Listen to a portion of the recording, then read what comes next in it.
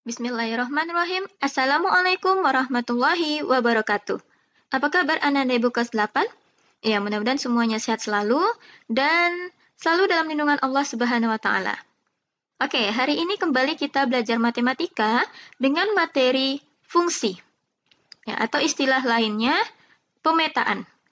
Nah, fungsi di sini ini masih ada kaitannya dengan pelajaran kita sebelumnya, yaitu relasi. Ya, jadi hari ini kita akan melihat apa sih yang dimaksud dengan fungsi dan kemudian kapan suatu relasi itu dikatakan fungsi. Oke, dalam kehidupan sehari-hari Ananda, kita pastinya sering melihat nih adanya ketergantungan dari suatu besaran dengan besaran lainnya. Misalnya saja seperti contoh yang Ibu tunjukkan di sini. Ya, di sini kita punya pertumbuhan dari bunga matahari. Nah, pertumbuhan dari bunga matahari itu sangat bergantung pada intensitas cahaya dan juga penyiraman. Nah, jadi di sini dapat kita lihat nih, adanya ketergantungan dari suatu besaran dengan besaran lainnya. Ada hubungan. Nah, di dalam matematika, hubungan antar besaran, ya maksudnya besaran di sini adalah objeknya. Kalau dalam contoh kita, berarti objek kita adalah bunga matahari, dan penyiraman. Nah, di dalam matematika, hubungan antar besaran ini kita sebut sebagai fungsi atau pemetaan. Oke, selanjutnya akan kita pelajari kapan suatu relasi itu dikatakan fungsi atau pemetaan. Ya, sekarang coba Anda perhatikan gambar diagram panah berikut.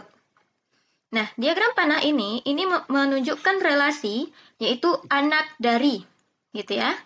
Yang mana himpunan A ini terdiri dari nama-nama anak, dan himpunan B ini terdiri dari nama-nama ibu kandung.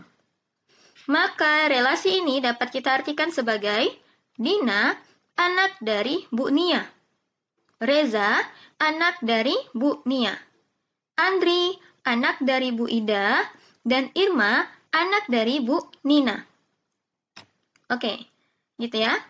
Nah, relasi ini menunjukkan ya dari himpunan A ke himpunan B. Dari sini dapat kita artikan bahwa setiap anak ya, ini setiap anak hanya memiliki satu atau seorang ibu kandung. Ya, setiap anak itu hanya memiliki seorang ibu kandung. Jadi Dina memiliki ibu kandung Bu Nia, Reza begitu juga. Gitu ya. Tidak ada anak yang memiliki dua ibu kandung. Nanti akan kita lihat. Oke.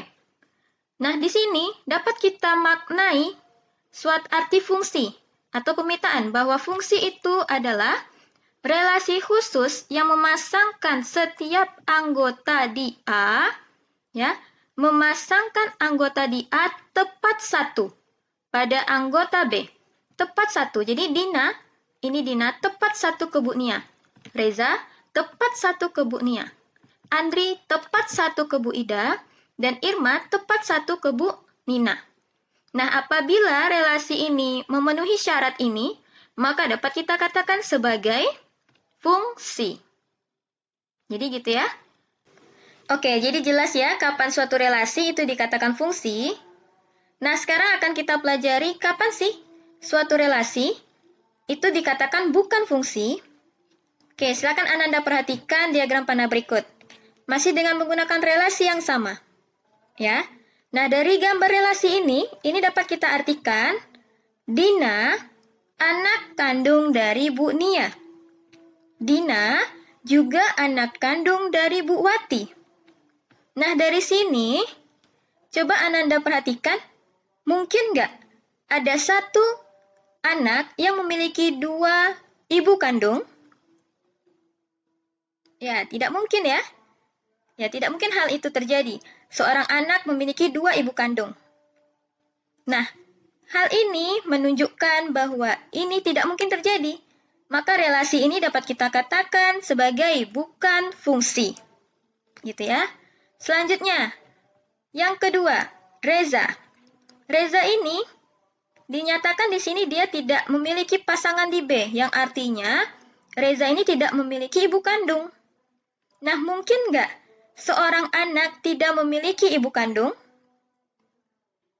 Ya, juga tidak mungkin.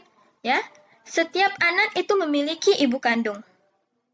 Oke, maka hal ini dapat kita katakan relasi yang ibu sajikan yang nomor 2 ini bukan fungsi. Karena dia juga tidak memenuhi syarat dari fungsi sendiri.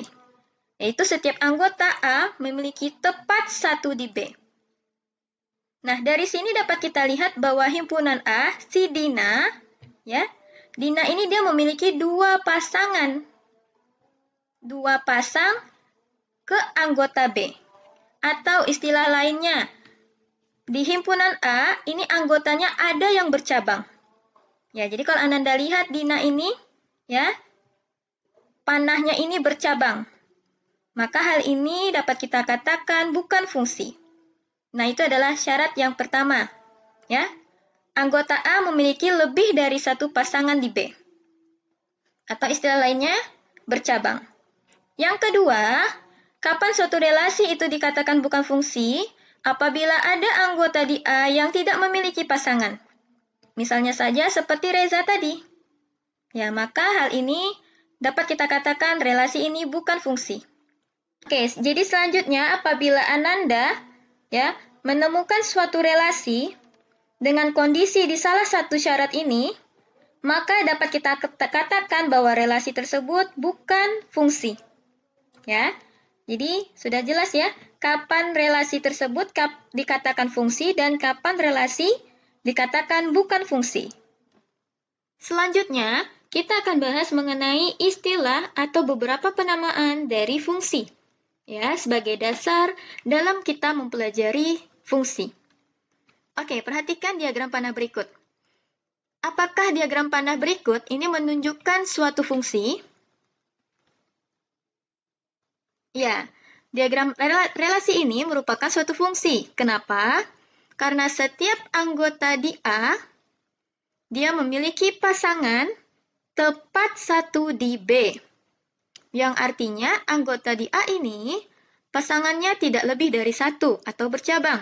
Dan setiap anggotanya memiliki pasangannya di B. Oke, paham ya? Jadi relasi ini dapat kita nyatakan sebagai fungsi. Nah, di dalam fungsi ada beberapa istilah yang biasanya akan kita gunakan untuk selanjutnya. Yang pertama, itu ada daerah asal atau domain. Nah, dari diagram panah ini, yang manakah yang dimaksud sebagai daerah asal atau domain? Ya, yang merupakan daerah asal atau domain dari fungsi, yaitu adalah, ya, itu dia ya, himpunan A. Jadi, himpunan A itu dapat dikatakan sebagai daerah asal, yang mana anggotanya adalah A, B, C, dan D.